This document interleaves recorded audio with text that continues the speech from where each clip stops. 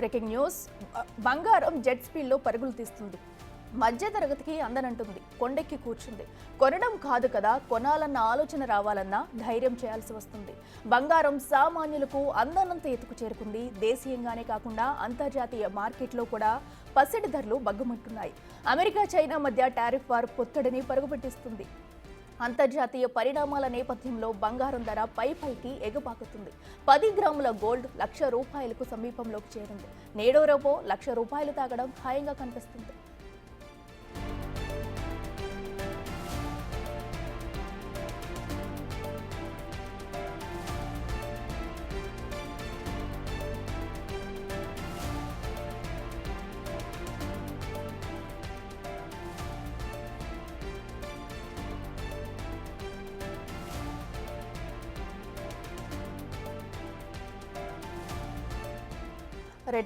రోజు రోజుకి కూడా బంగారం ధర అనేది పెరుగుతూనే వస్తుంది. దీంతో సామాన్యులు బంగారం కొనాలంటూనే భయపడిపోతున్నారు. మరి బంగారం ధర ఎంతవరకు పెరుగుతుంది, దీనికి గల కారణాలు కూడా తెలిపేందుకు మనతో పాటు ఉన్నారు మార్కెట్ అనలిస్ట్ చిట్టడి కృష్ణారెడ్డి గారు. నమస్తే సార్.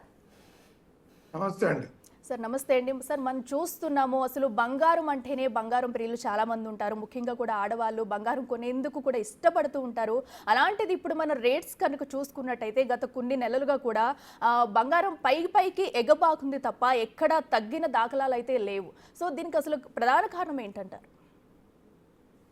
బంగారం రోజు రోజుకు మనకు మార్కెట్లో ధరల పెరుగుదలకు ఇవాళ అంతర్జాతీయ కారణాలు ప్రధానంగా చూడొచ్చండి. మనకు అందరికీ తెలిసిందే, చైనా అమెరికా పరోక్ష యుద్ధం లాగా, అంటే ఇక్కడ డైరెక్ట్ గా ఆయుధాలతో యుద్ధాలు చేయకపోయినా టారిఫ్లతో, అంటే చైనా ఎప్పటి నుంచో తన యొక్క సామ్రాజ్యవాద కాంక్షను కావచ్చు, ప్రపంచ దేశాల్లో ఒక ఆర్థిక శక్తిగా ఎదగాలని చాలా సందర్భాల్లో వారి కరెన్సీ విలువను తగ్గించడం, అదేవిధంగా అక్కడి నుంచి ఏ రకమైనటువంటి సమాచారం కూడా ప్రపంచ దేశాలకు, అంటే చైనాకు వ్యతిరేకంగా చైనాకు నెగటివ్ అయ్యే అంశాలు ఏ రోజు కూడా ప్రపంచ దేశాలకు కనిపించకుండా చేసేటువంటి ప్రక్రియ. ఆ నేపథ్యంలో ఇవాళ అమెరికా పెద్ద ఎత్తున టారిఫాలు చేయడం, అది ప్రపంచవ్యాప్తంగా అన్ని దేశాలకు చేయడంతో మదుపుదారులు, పెట్టుబడిదారులు ముఖ్యంగా ఎక్కడైతే కొంత ఆర్థికంగా భద్రత ఉంటుంది, ఏవి సేఫ్ హెవెన్ గా ఉంటాయి ఇన్వెస్ట్మెంట్స్ అన్నప్పుడు బంగారం పైన చూస్తున్నారు. అందుకనే మనం ఈ జనవరి నుంచి 2025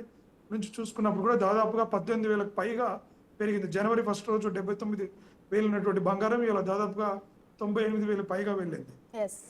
అంటే ఇవాళ అనిశ్చితి ఉన్నటువంటి నేపథ్యంలో అమెరికా కూడా ఫెడ్ రిజర్వ్ ఏదైతే ఉందో, అమెరికా సెంట్రల్ బ్యాంక్ అంటాం, ఫెడ్ రిజర్వ్ అనేటువంటిది, అది కూడా రాబోయే రోజుల్లో వడ్డీ రేట్లను తగ్గించనుంది.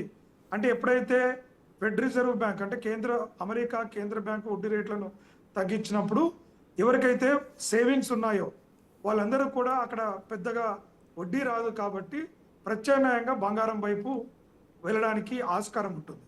దాని అనుగుణంగానే ఇవాళ చాలా రకాల సంస్థలు కూడా అంచనాలు, ఫోర్కాస్ట్లు చూసుకున్నప్పుడు గోల్డ్మెన్ సాక్స్ ఏంటంటే గత 15 రోజుల క్రితం ఔన్స్ బంగారము 35,000కు 3,500 అవుతుందని పేర్కొన్నది.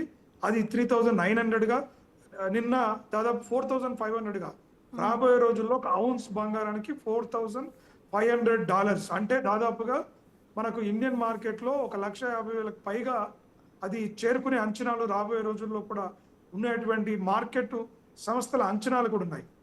ముఖ్య కారణం ఏంటంటే పెట్టుబడులు పెట్టడానికి ఒక ఇన్వెస్టర్, ఇండివిజువల్సే కాదు, దేశాలు సైతం బంగారాన్ని ఎక్కువగా కొనడానికి ఆ మార్కెట్లో ఆసక్తి చూపిస్తున్నటువంటి నేపథ్యంలో బంగారపు ధరలు అనేటువంటిది రోజు రోజుకు పైకి పెరిగిపోతూ ఉన్నాయి. మనకు ముఖ్యంగా ఇవాళ తెలుగు రాష్ట్రాల్లో కూడా ఇవాళ అన్ని కూడా ఈ రాబోయే నెలల్లో పెళ్లిళ్ళ సీజన్ కూడా కొంత ఉండడంతో కూడా కొంత ఈ సామాన్య ప్రజల పైన ఈ ధరల భారం అయితే ఖచ్చితంగా పడే అవకాశం ఉంటుంది. ఇది దేశీయ కారణాలు కాకుండా కేవలం అంతర్జాతీయ కారణాల్లో ఉన్నటువంటి అనిశ్చితి పూర్తిగా ఈ టారిఫ్ల వారు, అమెరికా దాదాపుగా 245% ట్యాక్స్లను పెంచడం, చైనా కూడా మేము ఏమాత్రం తగ్గేది లేదు, భయపడేది లేదు, మేము కూడా మరింత ధీటుగానే సమాధానిస్తాం, అవసరం అనుకుంటే చర్చలు జరపడానికి కూడా మేము సిద్ధంగా ఉందామని చైనా చెప్తున్నప్పటికీ కూడా ఇప్పట్లో ఈ సమస్యలు సద్దుమణిగే అవకాశం అమెరికా దూసుకెళ్తున్న స్పీడ్లో చూస్తేనైతే లేదు. కాబట్టి ఖచ్చితంగా మదుపుదారులు కావచ్చు, గృహ అవసరాలకి, వ్యక్తిగతంగా అవసరాలకు కావచ్చు, దేశ అవసరాలు, దేశంలో కరెన్సీ విలువను కాపాడుకోవడం కోసం కావచ్చు, మూకమ్మడిగా ఒక్కసారిగా ఆ, ప్రత్యామ్నాయ పెట్టుబడి బంగారాన్ని చూడడంతో బంగారం ధరలు మనకు పైగా పెరుగుతున్నట్టుగా అయితే సార్ చూడొచ్చు. ప్రధానంగా కూడా అంటే టారిఫ్ల వారు వల్లే ఈ బంగారం పెరుగుతూ వస్తుంది అనుకోవచ్చా? ఎందుకంటే కూడా మనం గత కొన్ని రోజులుగా చేస్తుంటే పెరుగుతుంది తప్ప తగ్గడం అనేది మనం చూస్తున్నాం, భారీగా తగ్గుతున్న బంగారం అంటున్నారు కానీ చాలా తక్కువ మొత్తంలో తగ్గడం అనేది కూడా మనకు కనిపిస్తూ ఉంటుంది. సో ప్రధానంగా ఈ టారిఫ్లు వారి వల్ల ఇది పెరుగుతుంది, ఇది ఇంకా కంటిన్యూ అయ్యే అవకాశం ఉందా? ఖచ్చితంగా అండి. ఎందుకంటే మొన్న కొంచెం ఒక 1 వీక్ తగ్గడానికి కారణం కూడా ఏంటంటే అక్కడ బాండ్స్ లో సేల్స్ పెరగడం కావచ్చు, అమెరికా కూడా ద్రవ్యోల్బణం కావచ్చు, తగ్గుముఖం పట్టడంతో కొంత మార్కెట్లలో పాజిటివ్ వైబ్స్, అమెరికా కూడా కొంచెం వెనక్కి తగ్గి లేదంటే టారిఫ్స్ విషయం పునరాలోచన చేస్తుందనేటువంటి న్యూస్ మార్కెట్లో స్ప్రెడ్ అవడంతో కొంత తగ్గుదల కనిపించింది. కానీ ఎప్పుడైతే మళ్ళీ 125% ఉన్న ట్యాక్స్ ని 245 వరకు అమెరికా చేయడం జరిగిందో, ఇది అమెరికా చైనా వాణిజ్య యుద్ధంగానే కాదు, టారిఫ్ల వల్ల కాదు. ఎందుకంటే ఇవి రెండు కూడా ప్రపంచంలో ఇవాళ అగ్రగామి దేశాలుగా ఉన్నాయి కాబట్టి ప్రపంచ దేశాలు అన్నీ కూడా ఈ టారిఫ్లకి, అంటే అమెరికా కేవలం చైనాతోనే కాకుండా అన్ని దేశాలపైన టారిఫ్లు వేసింది, చైనా పైన పెద్ద ఎత్తున వేస్తుంది. కాబట్టి ఎవరైతే అందుకంటున్నాను ఇవాళ ఓన్లీ పెట్టుబడిదారులు ఇన్వెస్టర్సే కాకుండా దేశాలు సైతం, ఎందుకంటే అమెరికా కూడా ఇంత అగ్రెసివ్గా వెళ్ళడం ద్వారా డాలర్ ఆధిపత్యం ఎక్కడ ఇబ్బందులకు గురవుతుంది, డాలర్ ఆధిపత్యం కూడా తగ్గిపోయే అవకాశం ఉంది. ఎందుకంటే ఇవాళ ప్రపంచ దేశాలన్నీ కూడా బయోలెటరల్ ట్రేడ్, అంటే ఒక దేశం ఇంకొక దేశంతో నేరుగా వ్యాపార వాణిజ్య ఒప్పందాలు చేసుకొని వారి వారి కరెన్సీలోనే ట్రేడ్ చేసుకోవడానికి అగ్రిమెంట్స్ వెళ్తూ ఉండడం. సో చైనా కూడా ఆర్థికంగా కొంత కుంటుపడే అవకాశం ఉంది అమెరికా వెళ్తున్న విధానాల ద్వారా కావచ్చు.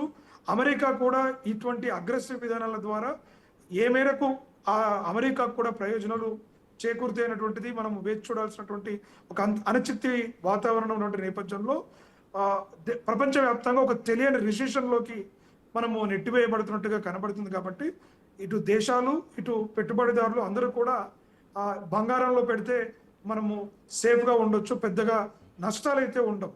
లాభాలు ఇప్పుడు పెట్టుబడి పెట్టాలనుకునే వాళ్ళు సార్, పెట్టుబడి పెట్టాలనుకునే వాళ్ళు కానీ లేదా ఎవరి దగ్గర బల్క్ అమౌంట్ ఉంటే, అంటే వేరే దాని మీద కాకుండా అటు ప్లాట్ కానివ్వండి దేని మీద కాకుండా గోల్డ్ మీద పెడితే బెటర్ అంటారు ఇప్పుడు? అంటే గోల్డ్ మీద పెడితే రిటర్న్ ఒక 10% నుంచి అలా రావచ్చు. అంటే గోల్డ్ మీద అత్యధిక లాభాలు అయితే రావు.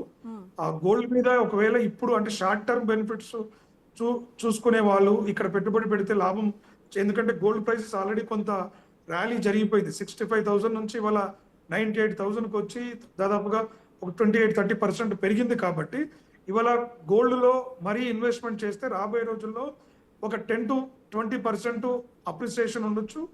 కాబట్టి పెద్దగా రిటర్న్స్ ఉండవు. దీర్ఘకాలంలో పెట్టుబడులు చూసుకున్నప్పుడు రియల్ ఎస్టేట్ కావచ్చు, లేకుంటే మిగతా స్టాక్ మార్కెట్లు కూడా ఇవాళ ఈ అనిశ్చిత నేపథ్యంలో మార్కెట్లు నెగటివ్ ట్రేడ్ అవుతున్నా, ఒకసారి మార్కెట్లు కరెక్షన్ జరిగిన తర్వాత, అంటే ఈ టారిఫ్ వారు ఏ దేశాలు ఏ విధంగా హ్యాండిల్ చేయబోతున్నాయి, ఏ రకంగా మారబోతున్నాయి అనేటువంటి విషయాలలో ఒక స్పష్టత వస్తే మనకు రాబోయే ఒక నెల రోజుల్లో ఈ ప్రపంచ దేశాల మధ్య ఈ టారిఫ్ వారు ఏ దిశకు ఏ విధంగా టర్న్ అవుతుంది అని ఒక క్లారిటీ వచ్చిన తర్వాత మళ్ళీ మార్కెట్లు పుంజుకోవడానికి ఆస్కారం ఉంటుంది. బంగారం ఎప్పుడు కూడా సేఫ్ అయిపోయింది, దెర్ ఇస్ నో డౌట్. బంగారం మీద పెట్టుబడులు పెడితే దీర్ఘకాలంలో నెగటివ్ రిటర్న్స్ రావని మాత్రం మనం ఖచ్చితంగా చెప్పొచ్చు. కాకపోతే అగ్రెసివ్ గా ఇప్పుడు మిగతా వాటిలో ఇన్వెస్ట్మెంట్స్ అమ్ముకొని, అంటే రియల్ ఎస్టేట్ లో కానీ స్టాక్ మార్కెట్ లో కానీ పెట్టుబడి వాళ్ళు అక్కడ అమ్మకం చేసి ఇక్కడ బంగారంపై కొనుగోలు చేయాల్సినటువంటి అవసరం అయితే లేదు. అవి కూడా మార్కెట్లో ఒక దీర్ఘకాలంలో మార్కెట్లు పికప్ అవుతాయి. కాబట్టి ఎవరి దగ్గర సర్ప్లస్ ఉంటే వారి పోర్ట్ఫోలియోలో భాగంగా, అంటే అన్ని రకాల అసెట్స్ ఉండాలి కాబట్టి కొంత గోల్డ్ పైన ఈ మధ్య కాలంలో ఇన్వెస్ట్ చేయాలనుకున్న వాళ్ళు కొంత పర్సంటేజ్ పెంచుకోవచ్చు. కానీ పూర్తిగా వారి ఉన్నటువంటి పెట్టుబడిని అక్కడ మార్కెట్లో అమ్మేసి ఇక్కడ గోల్డ్ పైన పెట్టాల్సినటువంటి అవసరం కానీ లేకుంటే అంత పెద్ద ఎత్తున రిటర్న్స్ రాబోయే రోజుల్లో రావడానికి ఆస్కారం కూడా తక్కువగానే ఉంటుంది. ఓకే, రైట్ కృష్ణారెడ్డి గారు, థ్యాంక్ యూ అండి.